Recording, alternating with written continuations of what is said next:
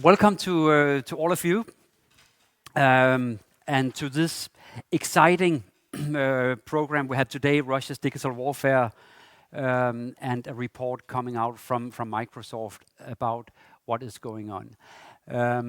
First of all, my name is Michael Jarlner. I'm tech editor with Politiken and International Commentator. I actually just made an article for tomorrow where I was comparing Putin to Nicholas I, the Tsar. So in a way, I come directly from history to the future when we are going to talk about cyber warfare. What we should talk about is the war in Ukraine, of course, but we should talk about a war which actually started like the day before, 23rd of February. Because that was the very date that Microsoft started to help the Ukrainian state to save their data. We all know that, or we now know for sure, that the Russian idea was through cyber attacks, they would make the Ukrainian state inefficient, not able to function, and that should kind of create chaos. And combined with traditional warfare, that should create a chaos which could also lead to a regime change. That is at least what we believe was the idea. The reason it did not succeed when it comes to the cyber warfare was that tech giants like Microsoft early on moved data from the state into the cloud. And it was not only Microsoft, it was indeed Microsoft, but it was also tech companies like Google helped in their way. Elon Musk helped in his way by delivering his Starlink, so the internet was still working even though the Russians tried to stop it. So what we also saw here was actually a new warfare in the so-called fifth dimension. We know the land war, we know the sea war, we know the air war, we also kind of figure out something will happen in space. Those are the four known areas of war dimensions. But now we also have the cyber dimension. And even though it's not the first time we see cyber attacks, it's the first time we see it as part of a bigger, a broader war strategy like we did in Ukraine. So this is something new, indeed new in modern warfare.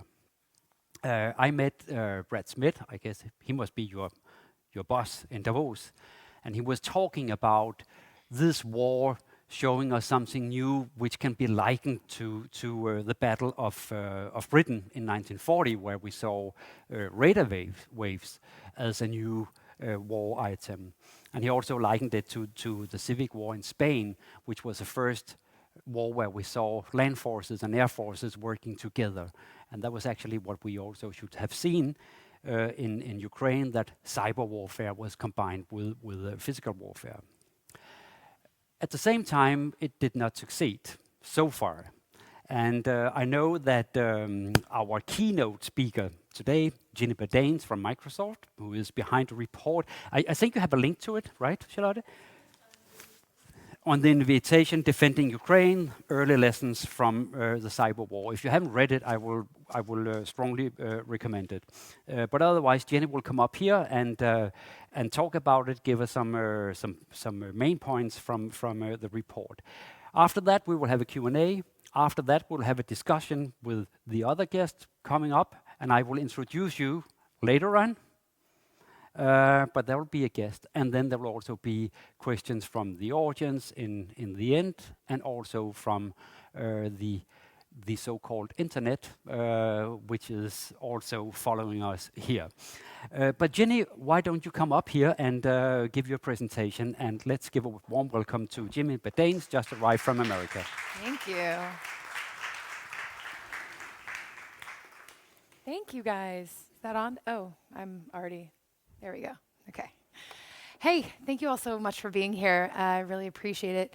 So that was a great introduction, and you really set it up. Obviously, you have a love for history, just like my boss, Brad, and he loves to do a lot of parallels with history. And what you were talking about there at the end was sort of some of the parallels to World War II, World War I. And when we first started talking to Ukraine about how we could help, it was in the early days of the invasion. Frankly, we had been working with them leading up to that based on what we were seeing from a cyber perspective, but when we started trying to figure out what we could do to help with some solutions, one of the first things that they said was we really need to get our data off-prem. They need to get it away from within the borders of Ukraine and into the cloud.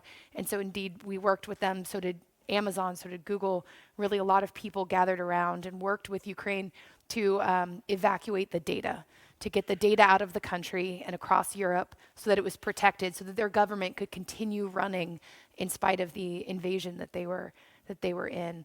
But we continued from there to work with them on identifying trends, seeing what we could identify Russia doing, particularly in their networks.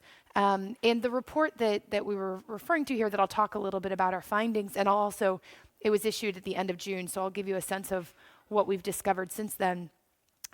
What we were trying to do was pull together what we saw as a holistic strategy. One thing that I think has been far too common, both on the industry side and the government side, is when we talk about Russia and other nation states and how they approach cyber attacks, we talk about cyber attacks over here, right? And there's a division at a company whose job is to do cyber protections. And then there's usually a group in the government whose job is to think about that. And then there's influence operations, disinformation. And there tends to be a totally different team, both in the tech companies and then also within government, that focuses on those issues.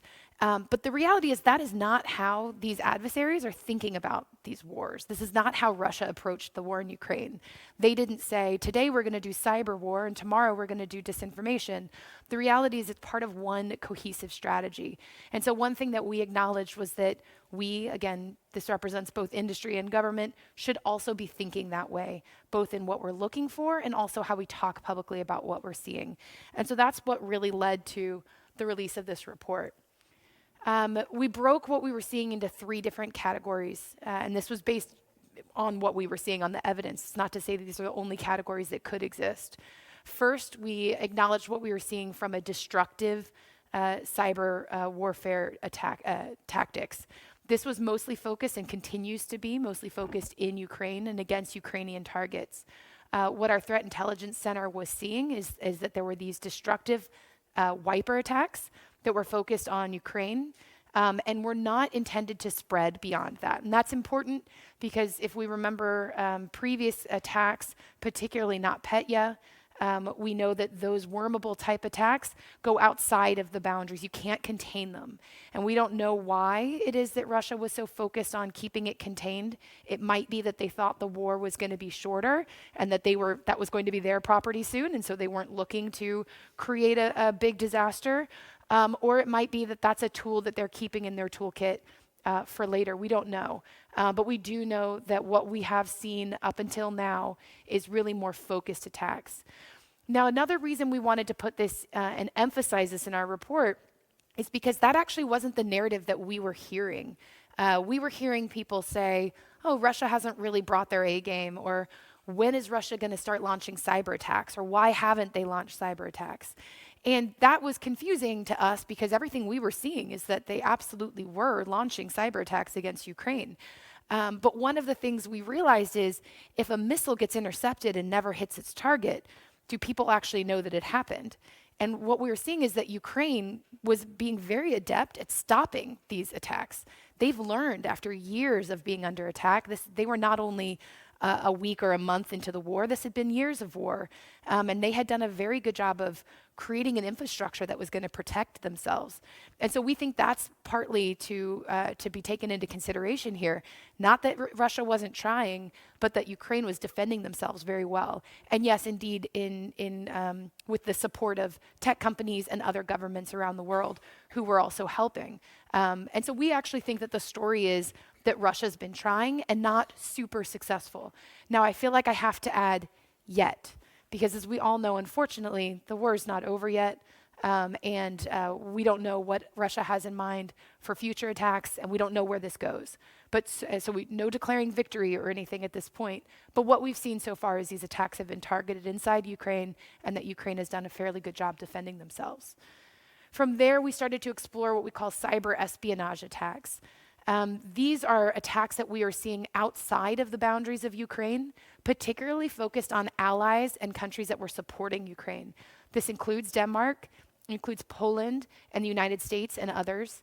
Now, this is not new, so I don't mean to imply that all of a sudden these attacks started when the war began. No, Russia's been doing these kinds of attacks for quite a while.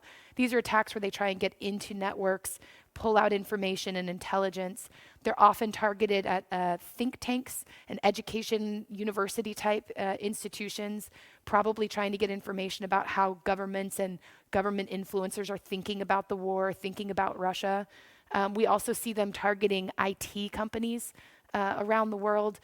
We can make assumptions about what they're trying to do there, probably trying to find a way into other targets. It's hard to say. But these espionage-related attacks did increase, and we have been tracking them since the start of the war. So the report does reflect on some of those in detail as far as what we're seeing. The final area is what we refer to as foreign cyber influence operations. And this has lots of different names. Another term that you're probably more familiar with is disinformation campaigns or propaganda. And again, not new territory for Russia. This is an area that they have been very adept, and they've been working for quite a while to influence the environment around them for their own interests. And while propaganda itself isn't new, we were starting to discover things that we thought were notable. And that while Microsoft hasn't traditionally been the voice about what we're seeing from nation states when it comes to disinformation campaigns, we felt like once we had brought together our cyber threat analysts and our disinformation researchers into a single conversation, we started to see some patterns and some information that we thought was relevant to share with others, in addition to, of course, the Ukrainian government. One is that we saw what we thought was an interesting parallel to the way that Russians plant malware with how they plant disinformation campaigns. One of the areas we wanted to explore was the biolabs narrative. It felt like all of a sudden, the world was talking about, did you know that the United States has biolabs in Ukraine, and they are starting to plan attacks? And that seemed out of the blue. So we went back and traced the origin of that. When was that first told? Who really broke that story first? For those with a long memory, I'll jump and say, well, the 1980s is actually when Russia first started the biolabs narrative. This is not a new story for them. They used a whole fake biolabs theory about the United States in India creating AIDS, and used it to scare a whole lot of people and convince them that America was behind the AIDS epidemic. So this is not a new playbook for them. They just sometimes take some oldies, dust them off and then put them back into play again. That's what they did here. But when we look to the origin of this particular biolab story, what we found was that in November, a seemingly innocuous YouTube account went up from a foreign US citizen who now lives in Russia and works for Russian state media. And he posted a YouTube video essentially posing the question of, did you know that the United States has biolabs in Ukraine and that they're doing something nefarious there? Nothing much happened with that video. It sat there, didn't get a lot of views, no one really paid any attention to it. In February, though, right after the invasion, all of a sudden 13 known Russian state information sites started referencing that video at almost exactly the same time and blasting it out to their viewers and readers. Saying, whoa, look at this evidence from November. This is before the invasion. Look at this. Look at what the US is doing. And then almost immediately after, over 300 different known Russian aligned media sites started pointing to that second group of 13 and saying, look at this story. Isn't this unbelievable? Look what the US is doing in Ukraine. And so all of a sudden it blew up in a way that felt organic, felt natural. Not all of these sites are obvious overt Russian influence sites, so it wasn't necessarily clear to readers. Lots of known media, sort of traditional media, referenced it and amplified it, and all of a sudden it was a big story. But the reality is that they had planted that back in November, and just like with malware, they waited. They planted a narrative and they waited until the right time, and then they launched that narrative, then they waited just a little bit longer, and then they amplified it. And so our teams found that was an interesting parallel between how they think about disinformation campaigns as well as how they think about more traditional malware attacks. Sorry, this is a lot of words on a big slide. I'll just tell you what we're getting at here. Another thing that we found really interesting, and this is actually a departure from Ukraine, but it's something we found during our research, is that Russia is really good at targeting different audiences with different messages.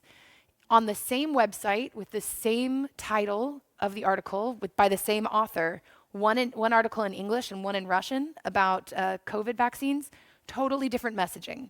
The Russia messaging was, you should be vaccinated. You should give yourself some distance. This is the healthy thing to do. The English version, lots of COVID vaccine skepticism. You should be really cautious. You maybe shouldn't get a vaccine. So they were clearly targeting two completely different messages based on who they were trying to reach. We've seen this in lots of other languages as well. They target Spanish language speakers around the world quite a bit. But one thing that we've found to be even more interesting is that they have different targeting based on audiences, even within Spanish. So we see a different kind of messaging to people in Cuba than they have to people in Mexico.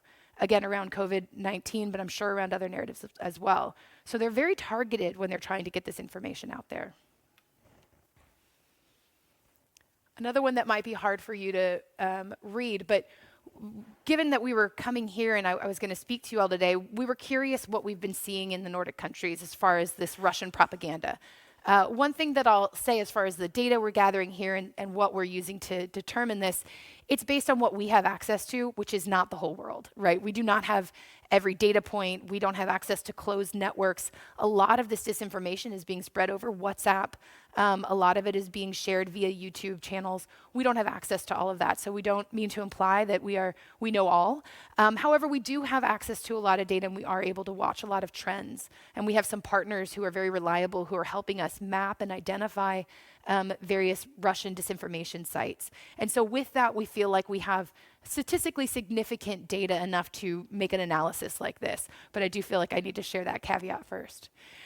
So here's what we found. First of all, congratulations, those of you who are actually from Denmark. You all are very resilient to disinformation. We can just leave now, right? We're done. No, but interestingly, what we've seen is that compared to your neighbors, you're not consuming as much of this sort of overt and slightly covert Russian disinformation quite as often. It might be that you're also not being targeted with it as often. There's lots of different reasons that could go behind it, so I don't want to assume that I know that. But we did think that that was really interesting. We also looked at a couple areas where we saw spikes. Obviously, that first spike is the invasion itself. And so at that point, there was a spike in Russian propaganda all over the world. But the second spike was related to the changes in NATO, to Sweden and Finland in announcing their intention to join NATO. So we saw that there was a spike in disinformation at that point, particularly targeting Finland. And then the third spike is what we kind of understand to be a push for Russian sympathy. They seem to be trying to get others to feel bad for them. We have this singer who wasn't able to get into the United States, or this poor soldier father died, and isn't this sad? Those are the kinds of articles that they were really pushing during that time period, maybe trying to gin up some sympathy for them. And so that's what we're seeing in this region, which is quite different than what we're seeing around the world, but that's something we'll keep an eye on, particularly as you have elections coming up, to see if that's an area where there might be additional information or propaganda brought into your information ecosystem. We're not really sure, but we'll keep an eye on it. Finally, I never like to give talks like this saying, well, here's a lot of problems without talking about solutions. In particular, what we think we can do about it, but also calling on others for what they can be doing. We came up with this sort of easy to remember, framework of the 4 Ds. These are areas that we're making commitments for how we think that we can participate in slowing and countering the spread of foreign propaganda, particularly from Russia. The first is around detection. As I mentioned before, we've pulled together 2 different units who are focused on both the cyber attack and the cyber influence operations. They're working together now so that we can detect this and report things out more often. So, we would like to put more information out there about what we're seeing so that folks like you and other governments and others can be aware. So that's a commitment we're making. We know there are a lot of other companies who are doing great work in this space. This is something where we all need to be doing this more so that citizens have a better understanding of what they're reading and what they're consuming and where it's actually coming from. The next is defend. This is more focused on how can we live up to our own commitments with our own platforms. We have different places where people go to get news. And so what are we doing to ensure that they're getting authoritative sources when they're going there? And one of that is a real focus on journalism. As disinformation is on the rise, unfortunately, journalism is in decline. And there's a whole lot of reasons behind that. Economic is a large part of it. Not as many people graduating with degrees or interest in journalism, potentially because of the economic issues. It's also a really tough field to go into. There are lots of threats to journalists these days, legal threats, physical threats, online harassment. So one area that we're exploring is what can we as a company do, particularly as a tech company, what can we do to help the field of journalism? And we also look at things like media literacy, civics education, because at the end of the day, the citizenry, right, they have a role to play too. We all have a role to play when it comes to defending against this. So part of it is being equipped to be more critical consumers of information. And so we're looking at what we can do. In fact, we're rolling out some campaigns right now. And then there's the disruption side, which is a little bit challenging. When we say disruption in traditional cyber world, that means taking down infrastructure of bad guys. It means going to special magistrates and having them sinkhole sites where we've been able to prove that cyber attacks are leading people. There's a lot we can do when it comes to disrupting cyber attacks. Disrupting disinformation campaigns is a lot harder. We're talking about the flow of information. We want to be very respectful of freedom of expression. And so just disrupting a disinformation campaign is not as easy as it might seem. But one thing we do think is important is transparency. So reports like the one I was referring to before, pre-bunking, working with governments to pre-bunk narratives. If they can get out ahead of something before it becomes a national or international phenomenon, it actually takes the wind out of the sails of that campaign. And then finally, deterrence, which is honestly not really the space for tech companies. That's more of a government role, but we can be supporters of it. I know a lot of people say when you talk about norms, we tell the bad guys that nobody should interfere in each other's elections and you shouldn't, interfere with people's perceptions of the truth. And we can all say that and that's fine and good, but the bad guys are going to do it anyway. So what's the point of having deterrence strategies and norms? And the reality is we need a line that we can say has been crossed, right? That way we can bring in sanctions. That way we can have an international response. If you don't ever draw the line, it becomes harder to understand where it is. So that's how we're approaching it, what we're talking to our government friends and colleagues about, how we're working with others in the industry. And that's it for now, but happy to have the Q&A and answer any questions. Thank you very much, Jenny.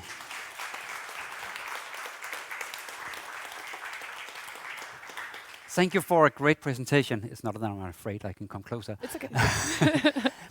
I was wondering, what are the considerations? You are coming from a company, and actually you sound like a part in a war, like a state actor in a way. Which consideration do you have as a private company before you move into a war? That's a really interesting question because I'd never really thought of us as moving into a war because we were there. We didn't make the choice to be there. Our products are part of the battlefield. I mean, today's wars are being fought on technology platforms, at least the cyber aspect of it. And so whether we want to engage or not, we're there. And so we feel like we have a responsibility to do more once we're there. And that's kind of the way we approach it. That's the reason the program I lead is called Democracy Forward. And the reason we launched it in the first place was when we had that realization about 4 or 5 years ago, after the 2016 elections in the US in particular, where we just realized whether we wanted to be part of it or not, our products were being used both as tools and weapons, and we needed to be doing more to help in the case where they were being used as weapons. But I wondered, when you helped the Ukrainian state to save their data, so they could not be attacked by or lamed by a Russian cyber attack, then I realized that the balance between private companies and states has somehow changed. I mean, when we are talking about a more traditional war, we are talking about a land war with soldiers, that is a state. Air war, state has all the planes. They might be produced by Boeing or something else, but it is a state's plane. The same goes for the space, the same goes for naval war. But here, we are actually very dependent on the help from tech companies, not only Microsoft, but also Google and other companies. I guess the way I'd look at it is this is in their case, moving the data out of Ukraine was clearly the right thing to do. You know, in previous wars, they moved infrastructure and planning underground, you know, into the basements, and that was better than above ground, but it's still high risk. In this case, they needed to move their infrastructure out in order to keep operating. I think what they did by diversifying where they moved it was a really smart move and something we would encourage. Don't put everything in one cloud, move it to different clouds, have it in different places across the world. That's how they have redundancy and resiliency. And that's the choice that the Ukrainian government made, which we were there to enable. The other thing to acknowledge is by doing that, they're able to take advantage of the strongest security features that are available within technology today. And I'm not just talking about us, I mean within Amazon and Google as well. So they were using the best planes. I still do kind of think the analogy of the plane builder is appropriate here. They are choosing from lots of different planes, but they're still picking the planes with the best equipment to protect themselves. Trying to do something within their own infrastructure, even if they had protected it physically, which they couldn't quite do, still wouldn't have been enough against what they were facing. But if the Russians, for example, would have asked you, hey, can you help us save our data against the Ukrainians? What would the answer have been? It would have been no. You would have been there. It would have been no. Yeah, no. Yeah. You are part of the war. Yeah, okay. Yeah, I mean, at some point you do need to take sides, right? Like we don't try and do that very often. It's not something that we are seeking out. I feel like we are talking about a specific case here, and this specific case was quite clear. The reason I'm asking is, of course, it's interesting to know which values are actually driving you. I mean, now we have seen your ability to actually save a state. So it means next time we better ally ourselves with a tech company if we want to save our state as well. And you will decide if you would help us or not. So you must be driven by some values. You would not help the Russians, I guess, maybe not even the North Koreans. Or did I say even? That's fair. Who would you help, and which values are driving you? It's a great question. Look, I quickly alluded to the name of my program, but I'll drill in on it a little bit more. The program that I represent is called Democracy Forward. We focus on democracies. How can we help democracies, particularly those that are under attack from adversarial nations? So this is right in our wheelhouse. This is exactly what our mission is to help democracies under attack from adversarial nations. We do take things on one by one. I'm not going to pretend that it's the right thing to do or that Microsoft's even able to come in and save every country that has any kind of altercation. But again, in this very specific case, this was a democracy that was under attack from an aggressive neighbor without any real reason or purpose. And so that felt in and of itself easy enough to make that call. But there will be a decision if you will help or not. So it's also, when you can help and you do not help, then you actually also make a choice. I suppose we would always help. It's a question of to what extent. In this case, we've given collectively over $200 million to Ukraine and their allies who are around this particular effort. That's not insignificant. We can't make that kind of investment every time there's an altercation in the world. Now, I know I'm not exactly looking like Karl Marx. I might be sounding like him, so now I continue. I know you mentioned in your report that you have invested or you have supported Ukraine with $237 million. And one of the other differences between you and a state is you are not legitimized by voters, you are legitimized by shareholders. Yeah. So why do you do it? When you invest $237 million in protecting a country, what do you expect to get back? Because it all adds up to profit at one point, I guess.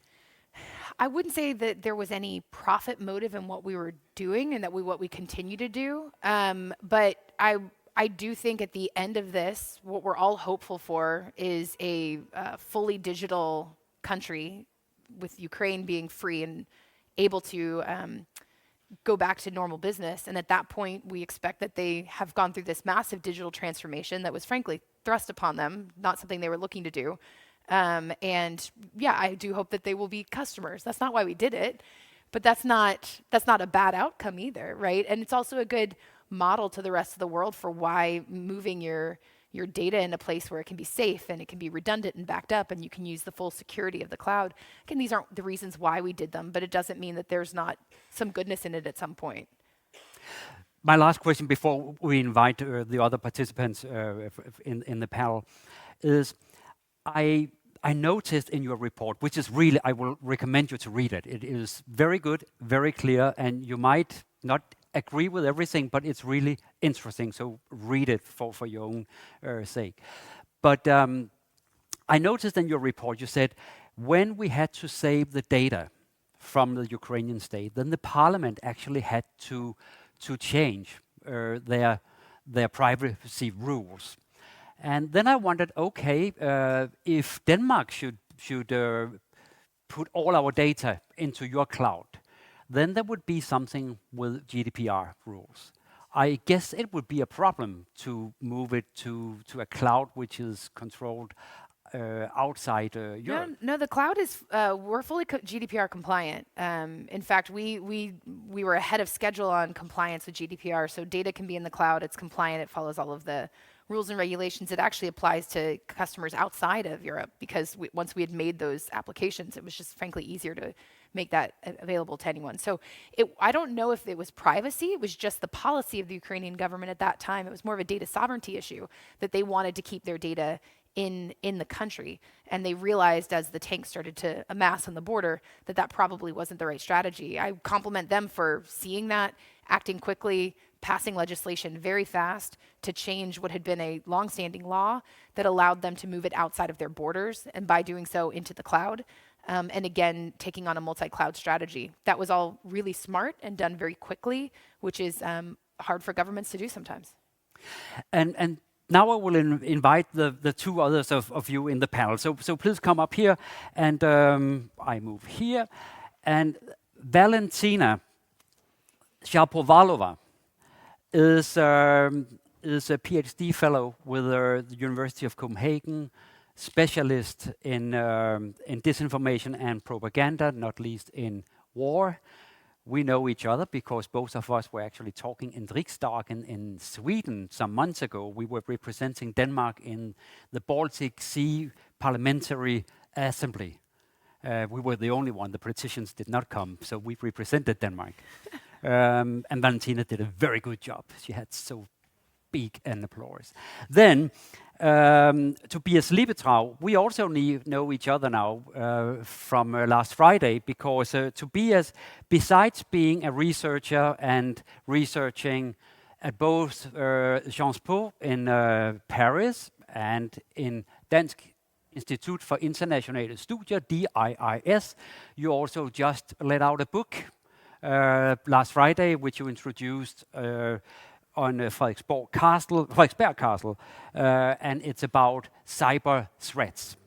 And why not start with you, Tobias? Because when we had the presentation, it is the officers' school we were at, so there was a lot of military guys there. And we were talking a lot about this war, how it happened. And all of us, I guess, who is somehow interested in the war was focusing, we were waiting for a cyber war to happen.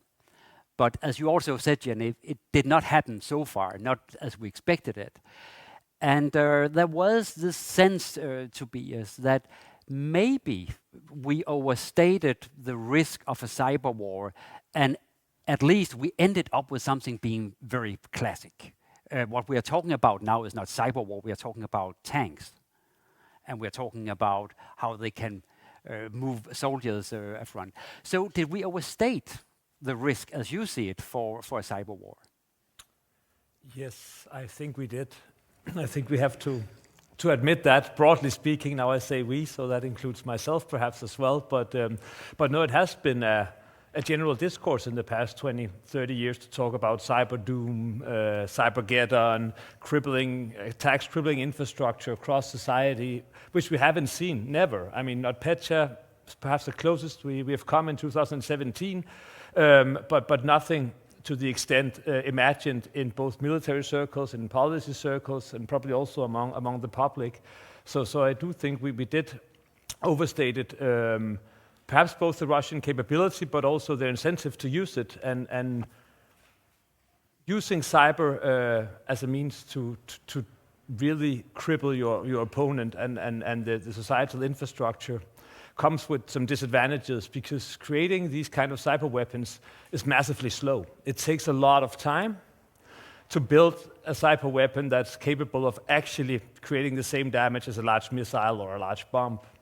And second, as you were also referring to, these attacks are usually very volatile. So there's a great uncertainty in terms of how they work. And you might create a cyber weapon, you target a particular system, but then it spreads from there. And that was what we saw in the WannaCry and NotPetya cases. And perhaps that's also why we have now seen only these minor Russian destructive cyber attacks that are very contained. And the Russians seems very afraid of, perhaps by coincidence, escalating the conflict by releasing some kind of cyber weapon that will spread to NATO countries, obviously.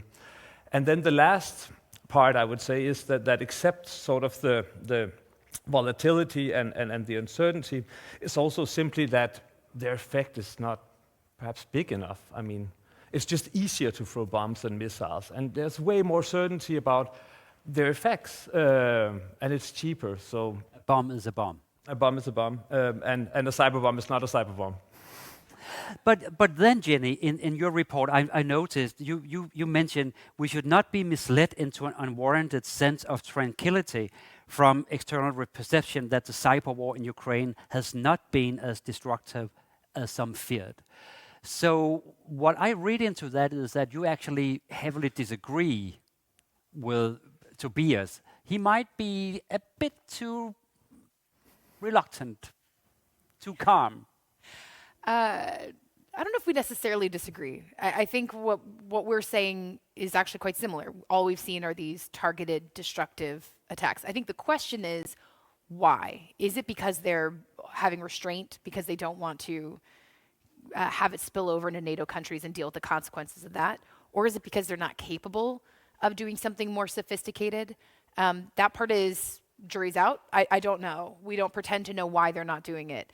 It doesn't mean they aren't trying to be destructive. We just think that they're getting thwarted at it. So I don't think that's necessarily different. The question is, do they have reserves that we haven't seen yet?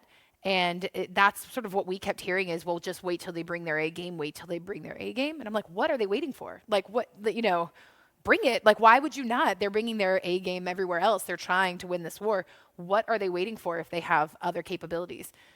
So it's either that they're showing discipline and restraint to avoid antagonizing NATO countries, or they actually don't have the capability of doing this. And I'm not sure what the answer is. Tobias? Well, following straight from that, I think that then we can, like a preliminary conclusion is that the strategic effects of cyber weapons are not just that big. I mean, having cyber weapons is great, but mainly for intelligence purposes, mainly for information campaign purposes. For limited destructive effects, yes, but also looking at the war in Russia-Ukraine, I mean, the battlefield effect of these destructive attacks are basically non-existent. Yes, they took down a Viasat satellite, they messed a bit with communication infrastructure, but at least to me, the big strategic effects we haven't seen, and most likely this is a sign that that's not how cyber weapons will be used also in the future, and that it takes a lot to integrate cyber weapons with conventional kinetic military forces, that perhaps we had the idea that this was way easier than it actually is. Well, that's a great point, because, I was about to say, tell that to the people at Colonial Pipeline, that, that these things aren't very effective, but that was almost an accident, right? They, as far as we can tell, those attacks weren't trying to disrupt the entire, United States oil pipeline. They were just trying to make money. And so it's the idea of intentionally applying it in a strategic way that has the desired effect Maybe we just haven't seen that level of strategy and discipline to execute that way, but they certainly have the capability of disrupting society, as we've seen in the US and in other places, obviously not Petya, but in more isolated cases where you can attack one company and affect an entire country. And that's perhaps also why resilience and protection is still important, but perhaps sort of our way of perceiving our adversary should be changed, or that it's perhaps not this nation-state persistent threat scenario, but it could equally be more of a coincidence, or like a ransomware attack that will just go loose and then do something like with Colonial Pipeline. Or is the lesson learned here that is very important to have a very, very strong defense and be prepared? Yes. I must admit, yes. Meeting is over, guys. Thank you. And Solved it. no, but I must admit, I was expecting the Russians to create chaos, because I thought if they could somehow paralyze the money system, and if they could somehow paralyze the communication inside Ukraine and the Ukrainian state, then they could actually create the chaos, which could actually be really troublesome for President Zelensky. Whereas we know when they are attacked with bombs, people will stand behind their president. So I thought it would be more effective to attack with cyber weapons. So I expected more. But could I say something? Because you're reducing hybrid warfare to only include these cyber attacks. But as we know, and as you also mentioned, I mean, disinformation and propaganda are big parts of hybrid warfare. And on that front, Russia has actually been quite aggressive, and they have been aggressive for many, many years.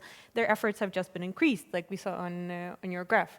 So we cannot reduce, and we cannot say that, you know, they haven't been effective. Sure, like we saw on the slide, we're doing pretty good in Denmark, but we're quite small in Denmark. And also, if we look in general in Europe, the campaigns have been targeting what you also mentioned, different countries differently and to different extent.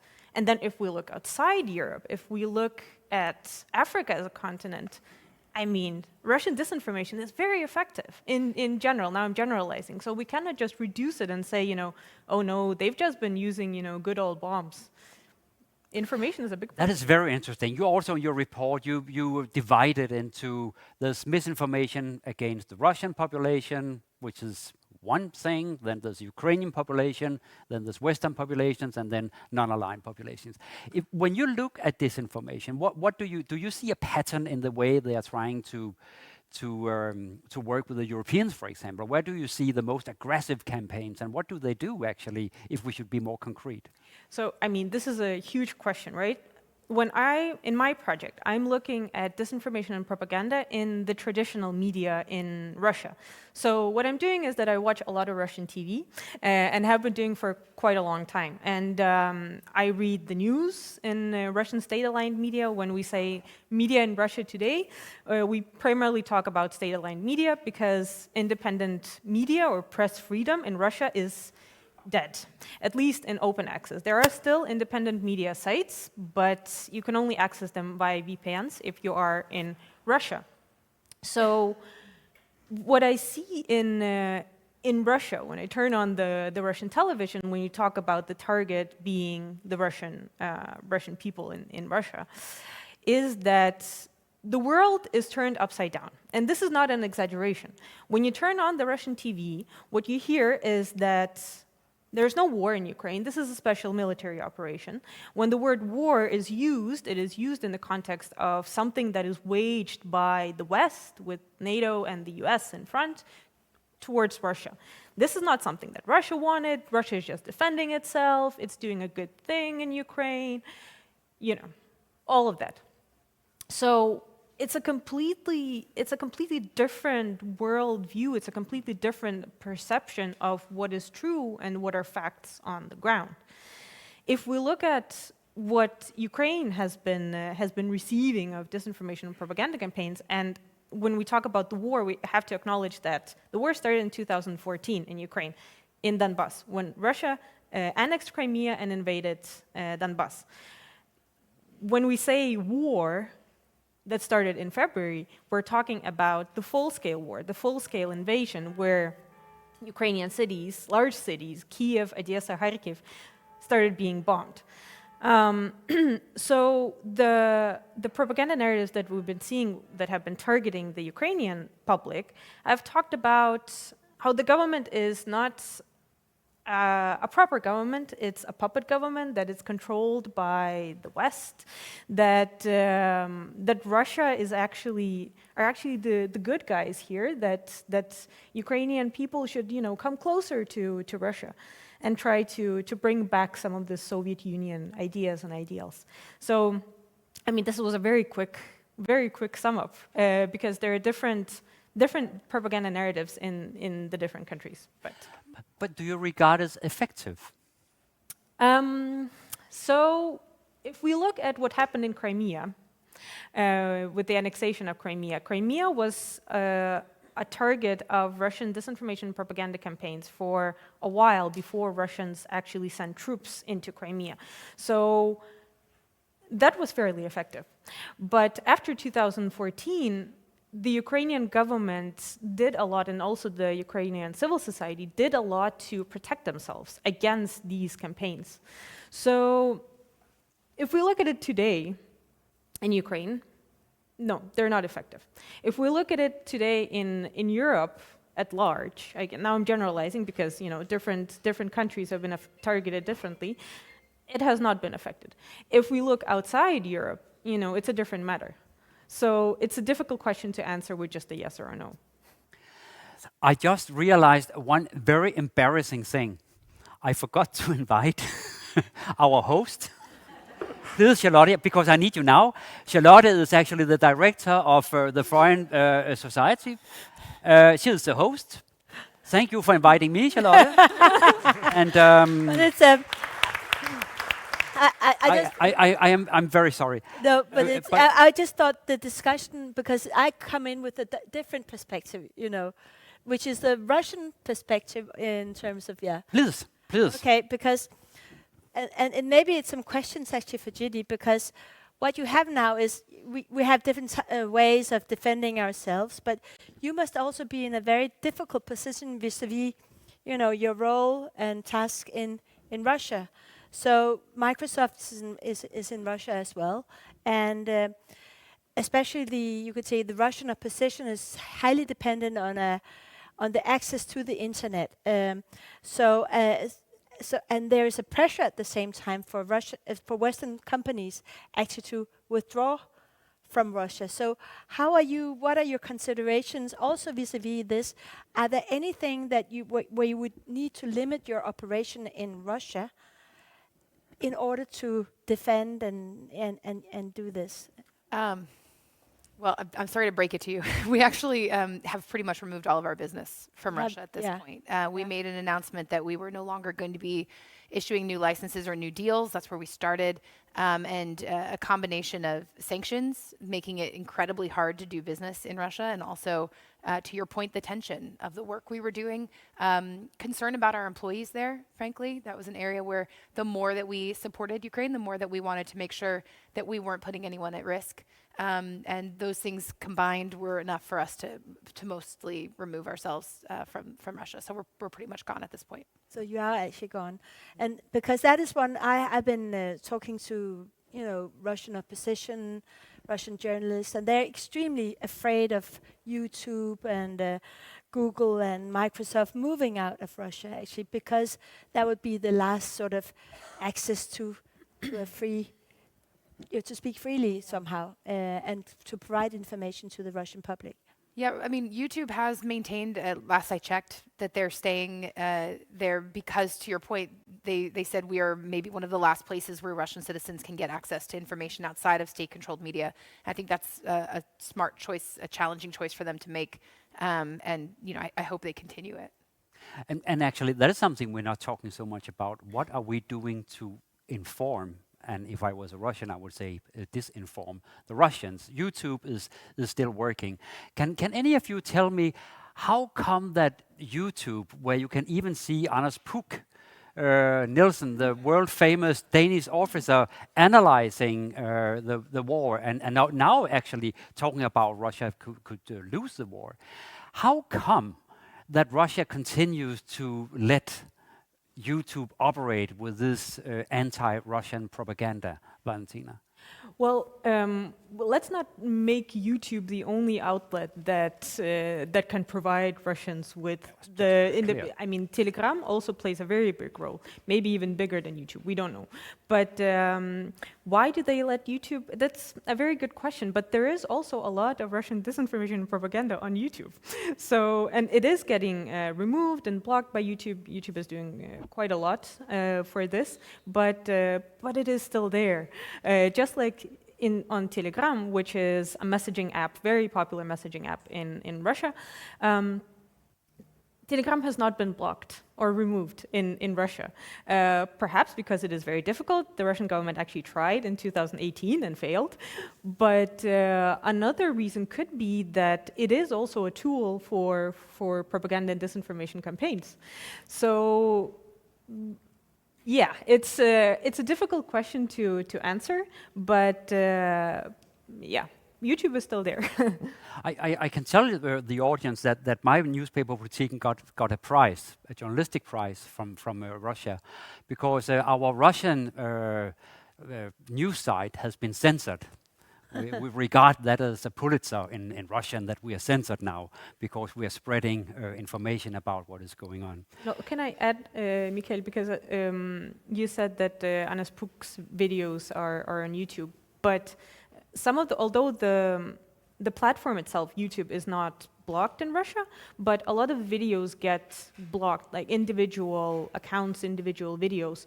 So just because the platform itself is still in Russia doesn't mean that you as a Russian citizen without a VPN can view everything that's on YouTube. That's also important to note. There's something I would like all of you to actually answer, because Jenny mentioned that NotPetya was not a very targeted cyber attack. I don't know if you remember it, but NotPetya was the virus which spread all over the world, actually hit AP Moller and whatever. This time they're using so-called wiper attacks. And wiper attacks, they're wiping away hard disk and data. And you mentioned, Jenny, that they are very careful to keep that inside Ukraine, so it's not spreading outside Ukraine. How come that the Russians are so sensible when it comes to this kind of attacks? Well, is your question, but they're not that sensible on the disinformation side? Because that's interesting. They do continue to do disinformation attacks around the world that I would consider quite destructive. But why is it on the cyber side? I think it's because even though a cyber bomb is maybe not a cyber bomb, it's still a little bit easier to attribute and identify than potentially a disinformation campaign. But I don't think that was your question. I think, I don't know. I don't know why they haven't. I think it just goes back to they saw how NotPetya got out of control. It infected themselves. Like, they had their own issues. Obviously, Russia was not in as bad a shape as others, but I think they just didn't want to see it boomerang like that and cause their own damage. That's my guess, but you wrote the book. No, I guess my hunch would be the same. But I also think that it's in a way easier for them to continue to do these attacks below the threshold of war, and they've been quite successful in that in the past 10, 15 years, alongside the Chinese and the Iranians and many others, that sort of the West haven't come up with the proper response in how we actually defend against, and perhaps also more proactively in terms of disrupting and deterring this hostile activity below the threshold of armed conflict and war. And that's still where I see the Western countries lacking behind. I mean, the US put out a new strategy a couple of years ago on persistent engagement and defending forward, and perhaps you have also been engaged in some of their hunt forward operations in the Ukrainian net. But as an alliance, NATO and also the EU, well, I guess they haven't really figured out what to do, how to do it. Are we following the US? Are we going to have a different approach because we are smaller countries? We can perhaps not just go and do hunt forward operations in enemy networks the way the Americans can, and these kind of questions. So I think that's why the Russians are still doing it, and I think that's what they will continue to do. even if the war prolongs, but also if it at some point stops, it will also be a way to get back at the West and the NATO countries somehow for providing weapons and money and so on to Ukraine. But are they also afraid? I mean, Valentina, when you watch Russian TV, you see all sorts of hysterical statements coming out. Is anything holding them back? I mean, like we are holding ourselves back. We're not delivering aircraft to Ukraine, for example, flying aircraft. We don't do that because we are afraid it could escalate. Are the Russians actually afraid to escalating the war, even though they have the harsh rhetoric? I mean, on the rhetorical side, no. The rhetoric around this has been escalating for years. I mean, the way that the West is being portrayed is very negative, to say the least. And I don't think, at least when I hear and see the discourses around this in Denmark and in the rest of Europe, I mean, people, and when I say people, I mean politicians, are quite naive about how the West is actually being perceived in Russia and being portrayed in Russia.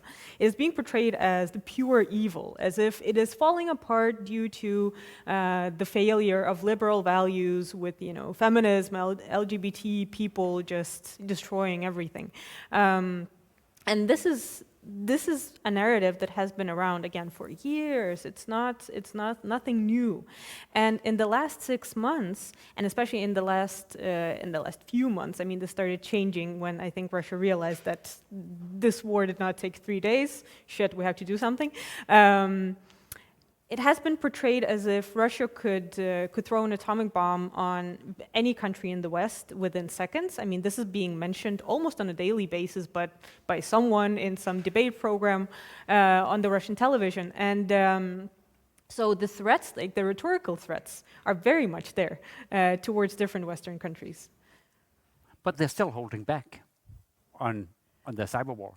Actually not in the rhetorics, as it's this analyze. The nuclear bombs are being thrown every day on Russian television. That's really scary, and you would want to ask Lavrov or Putin, do they really, are you in agreement, because this is state television? So I think it's really scary, and if anybody, Russian population watching it and seeing that, I cannot imagine what it's doing to their minds, actually, this aggression. But in cyber war, you could say that in terms of the concrete cyber attacks, I think Tobias knows more about what is the impact.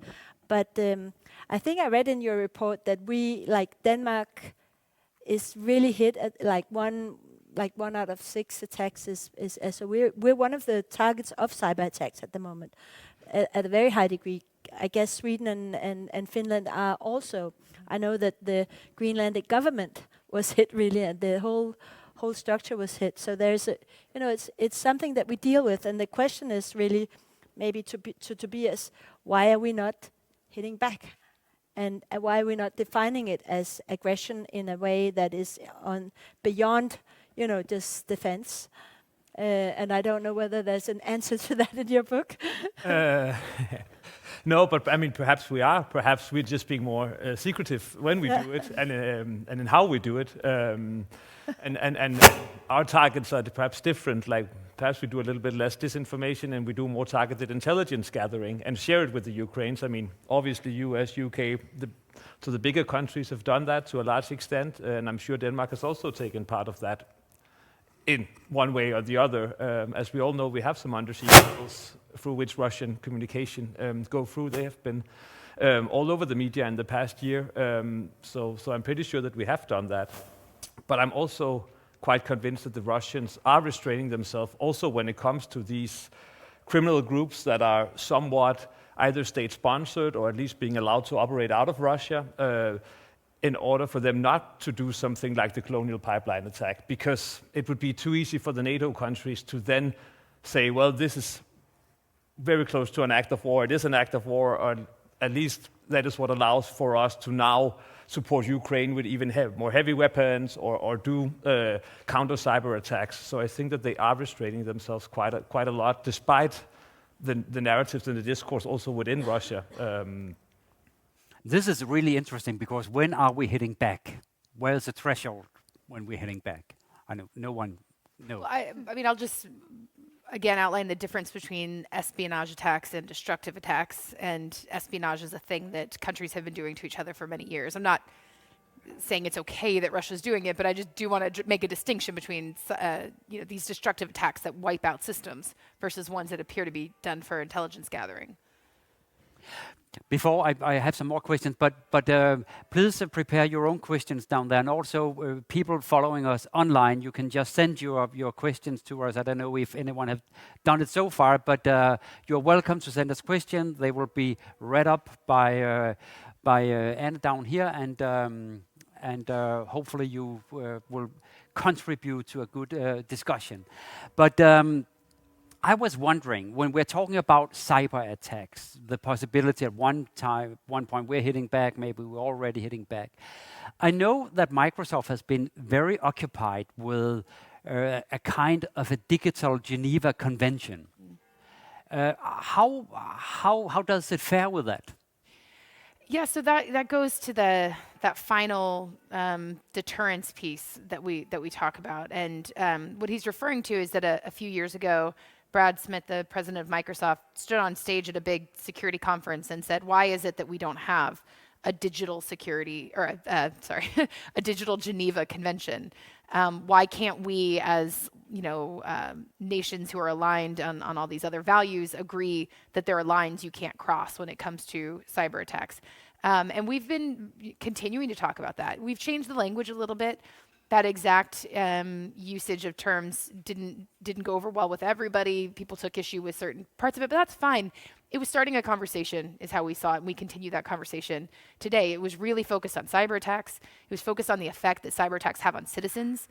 We believe that citizens should be standing up and asking their countries to protect them more, because while we have seen Colonial Pipeline, we've seen other things, but we think we're probably just a cyber attack or two away from potentially people losing their lives from a strategically placed and well executed cyber attack, or at least that's what we're worried about.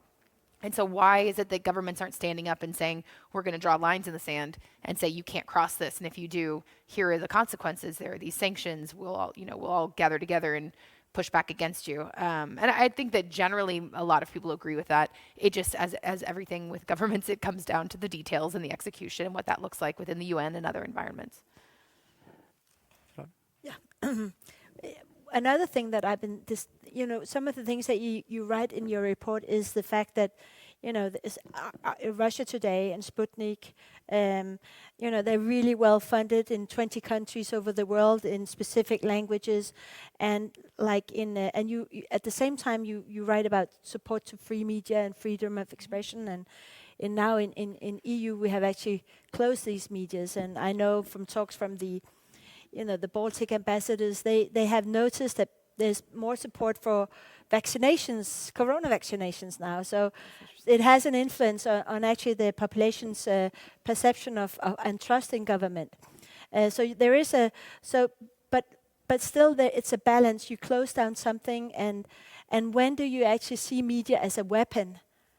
And can you at all at any time see media as a weapon in the same sense that, or is that crossing the line on freedom of expression and free media? Is that something that, of course, it's not up to you to, but it's something that I guess when you put it in your defense, it's something that you have thought about? No, we have absolutely had that conversation, and before the EU sanctions were upon us, where we were being told we had to take down RT and Sputnik and remove it from our index and remove it from our platforms, we were already taking action to reduce the visibility of it, but through that we wanted to be responsible. And so we were talking about how does this align with the principles that we have around freedom of expression, freedom for access to information, acknowledging that not every use case of reading RT is nefarious, And so what does that mean? And so a lot of internal debates. Where we landed is that we prioritize authoritative information. So we kind of flipped the script a little bit. Instead of focusing so much on the bad, we focus on the good. How can we ensure that when someone does a search on our search engine, for example, that the first things they're seeing are trusted authoritative sources based on third-party feedback and research? And do we believe that RT is the most authoritative source on the war in Ukraine? We do not. That should not be the first thing that someone sees when they go to search for information. And that was really the more the way we made the decision. Obviously, once the sanctions came, we took the action that we were required legally to do. That doesn't mean we've done that around the world, but we have increased access to authoritative information. And we think that's the way you best counter that while still dealing with that balance. I think, can I add something to that? Because the issue here is that we're approaching Russia Today and Sputnik as media outlets, which they're not. I mean, they have been tools of the Russian government since 2005. So that's really the issue here, that we have to acknowledge that they're not simple media outlets. Although they're masked as such, they produce a lot of content that looks like news. And some of it is news, but a lot of it is not. It's disinformation and propaganda. Yeah, and I know that there was a Russian security strategy from 2004 2005, in which it was actually says that that the sixth point in the strategy was information. It didn't say information. I think it actually said information warfare, and the targets were Russians in Ukraine, Russians in Russia, Russians in Ukraine, and then Ukrainians, and then the wider Europe. So and already at that time they opened up Russia Today and they opened up Sputnik for that. So the money was allotted from actually the defense budget and not from the cultural budget. Yeah. So in that sense, it becomes sort of a security weapon. Yeah. It really does, but it's also interesting how, and I mean, this is not, I'm not going to make it long, but it's interesting to see how Russia Today developed. When it was established in 2005, it was called Russia Today. And it was primarily used to amplify the stories about Russia, to tell the stories from Russia, to show Russia in a positive light. So it was a soft power tool. After the war in Georgia, after Russia invaded Georgia in 2008, they changed their name to RT to mask that it was actually a Russian outlet. And they started, the strategy changed to portraying the West in a negative light and spreading more stories about how, the vaccines are bad in the West to create chaos. And this is also quite interesting to see that it actually, the purpose changed with RT. Yeah. And I was just going to say, to elaborate as to, build on that of where it is now, I didn't realize this until a few months ago, but RT in Espanol is the largest distributor of news in Latin America. That is where most Latin Americans get their news, from RT in Espanol. That's shocking. We have seen that for whatever reason, they seem to have a higher ratio of news to propaganda there, but that seems to me like maybe a staging ground where they're building this reputation, and they'll continue to infiltrate with propaganda. But we worry about things like the pending food crisis and the way that the Russians are building a narrative in the global south, in places like Latin America, to convince those people, if and when they are dealing with a food crisis, that it is the fault of the sanctions in the West and not, in fact, of Russia and the war, which is actually what's going to be causing those kinds of issues. So their strategy has really excelled and taken off and is affecting the rest of the world. Do we have a counter strategy in the West for that? Do we? Like all of us? I don't know. I think people are starting to wake up to the impact of Russian propaganda. I think the whole fact that we're having this conversation, that you took the actions they did around sanctions, I think that is the start of a strategy, but we probably could all collectively be a little more aggressive, yeah. Yeah, I think especially looking outside of the European countries, because I think, as Valentina also said, I mean, the effect of Russian disinformation in Denmark isn't that great. I mean, that's something I'm saying, but it's also something the Danish intelligence service is saying, it's something the public authorities are saying, that Denmark is not a target. It's not something that the Russians spend a lot of time on, because there's high level of sort of trust in government, and people are relatively well educated, and we still get our news from the same news sources, and so on, probably many other reasons as well. And that goes for many other European countries, but I think where perhaps we could do more and should do more is exactly the disinformation outside of Europe, and in the countries sort of who are a little bit on the line, or who could be flip-flopped in supporting either Russia or the West, both in the war in Ukraine and perhaps also in the longer perspective, talking geopolitics and great power competition and so on. Then that's definitely something we need to be more aware of than we are at the moment. Last question before we give the floor to the audience. Jenny, you mentioned, like Charlotte also quoted, that Denmark was actually a very popular a target for Russian cyber attacks. What do you see? What are they aiming at in Denmark? There's a combination of targets that we saw on these espionage attacks that we saw sort of peak after the invasion. IT companies. We can assume what they're trying to do there. I think I mentioned that before. We're not totally sure what it is, trying probably to get an entryway, sort of like with SolarWinds, where they started with one company and they were able to get to others. That's one likely scenario. At policy organizations, academics, think tanks, trying to understand how people are thinking about the war and what they think of Russia, how they think of Ukraine and their approach. Those are the main areas. To a certain extent, media has been attacked. A little lesser in Denmark, as far as I know, but those tend to be the highest target areas. Okay, I promised you the word down there. Any questions from you or any from out there? I can see there's one here. Do you run with a mic? And please present yourself just shortly, not like your entire life story, but. Thanks very much for very interesting presentations and comments. I'm wondering, we haven't heard so much about state actors doing cyber warfare, but what about non-state actors? I'm thinking of non-state actors on pros and cons against Russia and for Russia. We have noticed, even in other conflicts and wars, that a lot of things are going on. The war is actually going on in cyberspace with non-state actors. Do we have any information on this during the Ukrainian campaign or invasion? Who will take that? Right. I can say something at least. Well, I don't have any trusted data source on this, but my perception is that yes, we have seen a lot on both sides, but it seems to be less organized than it's sometimes portrayed at, and again, has very limited strategic effect.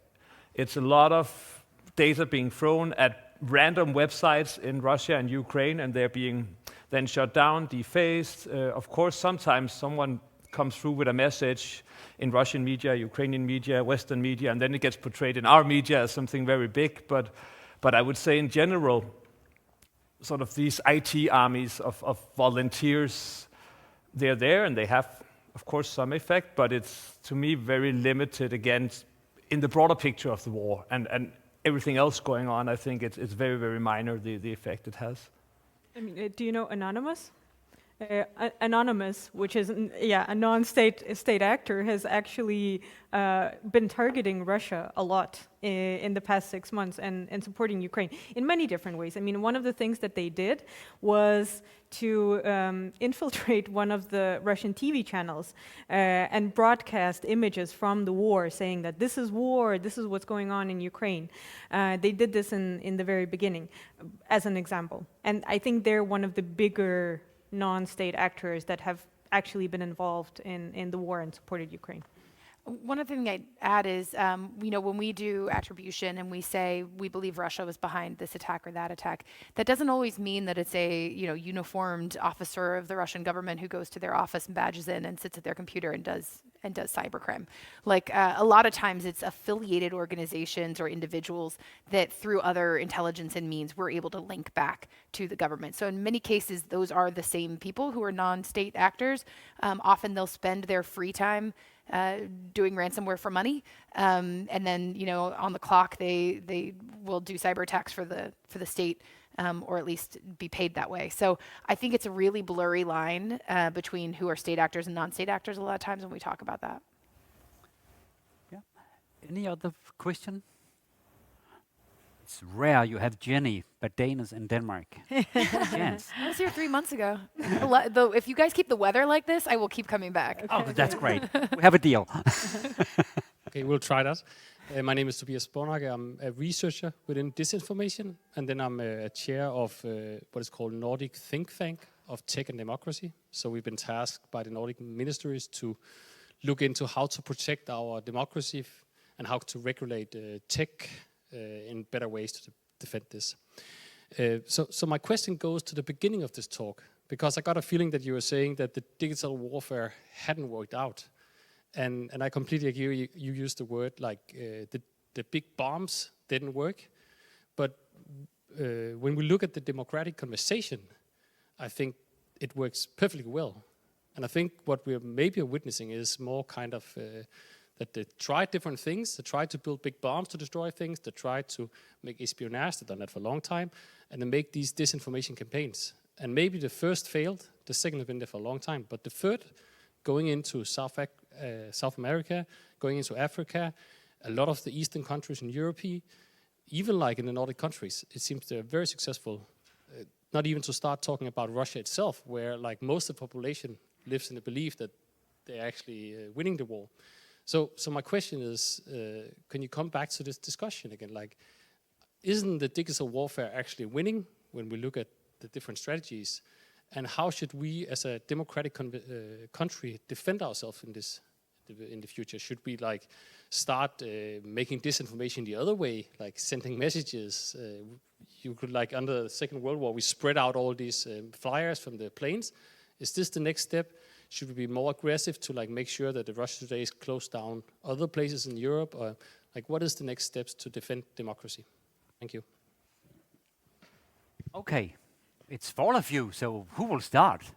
Well, I just want to say that what I also mentioned, that you're right. I also think that we shouldn't be naive about this. We should not talk it down as if it's not happening, or just because we haven't seen a lot of cyber attacks that the information war is not happening, and that it's not being efficient in some ways. For instance, I mean, in Denmark, I have gotten the question so much of, well, I've heard that Ukraine is a Nazi state, but isn't there a Nazi battalion in Ukraine? So many times.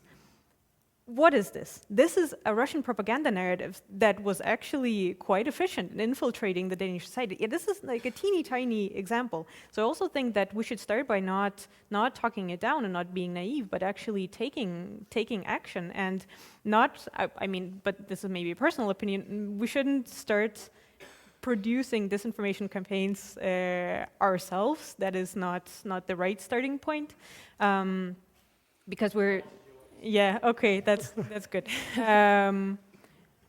But we should take some action. For instance, just a small thing could be in journalism studies. Start talking about Russian disinformation propaganda, other forms of disinformation propaganda from other states. How does it work? What are the narratives? How do you detect it? I mean, support media literacy, support the free media, support journalism. I mean, there is so many things that we can do, that we cannot just, så tilbage og bare slappe af. Yeah, and one of the things that I've been thinking about, because already I think it was in 2016, I wrote actually a blog post for Jyllandsposten, because the EU was coming out with or the EU Parliament was coming out with a resolution to counter disinformation and also counter both Islamic State and Russian disinformation was actually the target of it. And at that time, I investigated how much money was Russia actually putting into it, and it was a huge amount of money. And one of the former an oligarch very close to Putin once, but now defected, said that actually he thought that Putin was putting his private money into disinformation because it was a way to secure his position and secure his funds. And I think we need to match that.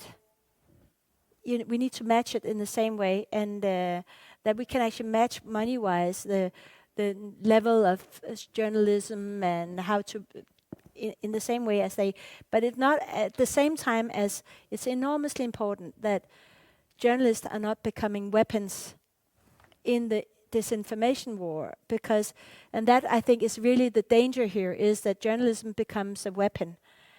Journalism should not become a weapon. And that is actually what the Russian disinformation war, you could say, is actually making journalism a weapon.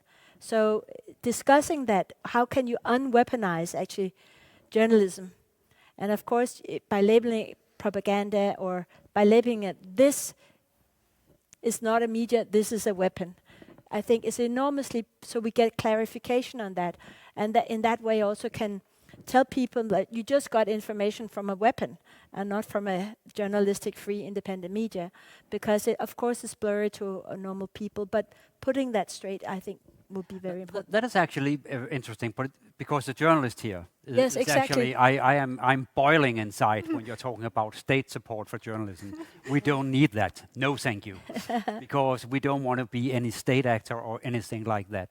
You can support our dissemination of our free journalism. You can do that, but no money. Thank you. Keep them. Charlotte. But Tobias, you wanted to add something. We do have state-supported journalism. Yeah. To quite large extent, I would say. But you know, my company is heavily against it. Yeah. Well, back to the question. I mean, to be a little bit the devil's advocate, I think we should actually not overestimate the effects of disinformation in Denmark, in the northern countries. I mean, I still, and perhaps it's just me who's not well enough read on this area, but I haven't seen much proof of what the effects are. Yes, we see a lot of it, but what does it do? Of course, that's something we then need to figure out and spend more time and resources on investigating in order to get some knowledge. But I think that we should also not become too obsessed with sort of the power of this disinformation. That's a little bit like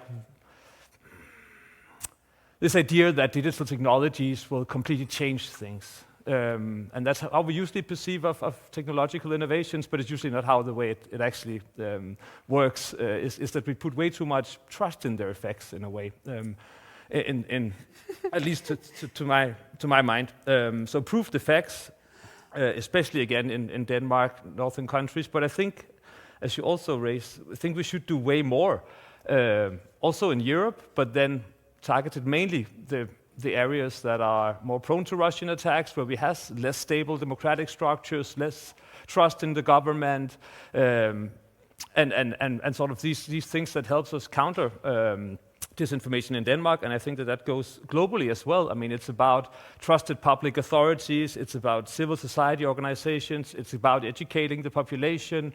I mean, it's all of these sort of traditional, in a way, democratic structures, and then they have been wrapped in different language, being it good governance or more neoliberal reforms, but at least some of this I think we have already been doing for many years. Perhaps we need to do it differently, and we also need to target it to a digital world, But if I could read the face of Jenny correctly, you did not completely agree with Tobias' first point. Well, only because I'm an American on the stage who lives in Washington, D.C. and watched, my fellow citizens storm our Capitol under the impression that the election had been stolen from them, which all evidence proves otherwise.